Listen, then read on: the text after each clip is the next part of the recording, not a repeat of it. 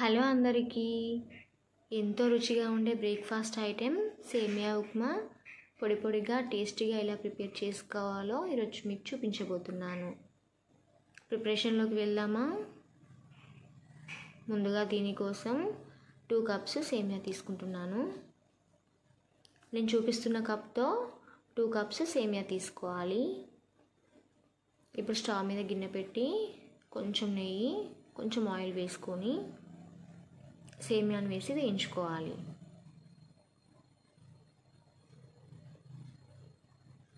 Stove సిమ్లో పెట్టుకొని కొంచెం గోల్డెన్ కలర్ వచ్చేంత వరకు సేమియాను వేయించుకోవాలి.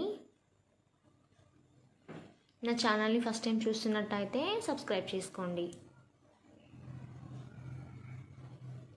వేయించుకున్న సేమియాని ఒక ప్లేట్లోకి ట్రాన్స్ఫర్ చేసుకోవాలి.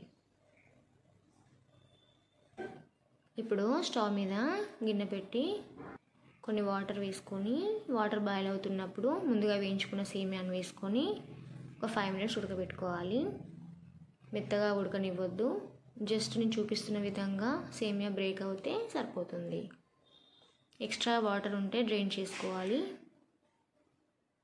ఇలా పొడి పొడిగా ఉండాలి సేమియా.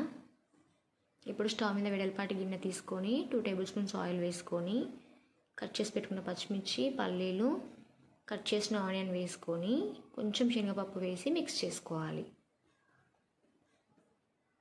పచ్చిమిర్చి ఆనియన్ ఫ్రై అయిన తర్వాత ఇందులోకి కొంచెం కరివేపాకు వేసుకోవాలి.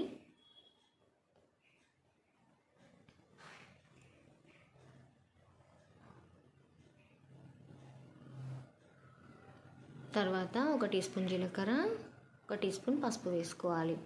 పసుపు ఆప్షనల్ అండి, మీకు నచ్చితే వేసుకోండి, లేదంటే స్కిప్ చేసేయచ్చు.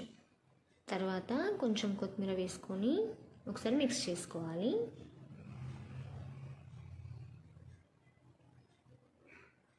ఇప్పుడు ఇందులో 1 టేబుల్ స్పూన్ సాల్ట్ వేసుకోవాలి.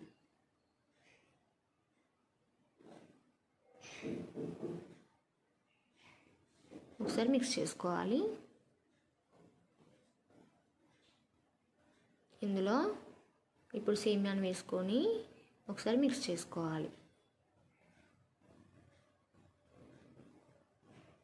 ఒక 2 మినిట్స్ తర్వాత స్టవ్ ఆపేస్తే ఎంతో టేస్టీగా ఉండే సేమియా ఉప్మా రెడీ అయిపోయినట్టే.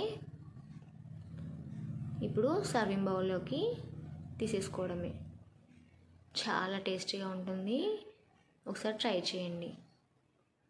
చూడండి ఏ విధంగా ఉంది. చాలా పొడి పొడిగా చాలా బాగుంటుంది. నా వీడియో మీకు నచ్చిందని అనుకుంటున్నాను. Thanks for watching. Please like, share and subscribe.